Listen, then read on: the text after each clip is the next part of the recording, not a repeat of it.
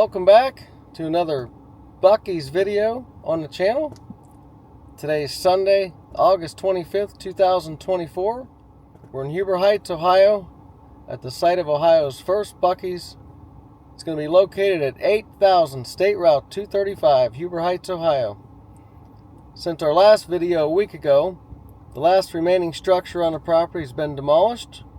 We happened to get here today while they were still hauling some of the debris away from the last remaining structure. So got a little bit of drone footage to show you how it's changed in the last week, and not really a whole lot else to report, but we just wanted to... Looks like they've prepped the ground a little bit more. Yeah, a little more ground preparation. The power poles are still in place that are most likely going to have to be relocated. It does look a little odd now that it is not standing there with the building. Yeah, it does. Only thing there now is the construction building.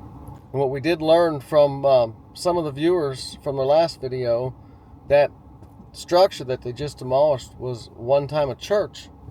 I think it probably started as a gas station, but it did serve some time as a church.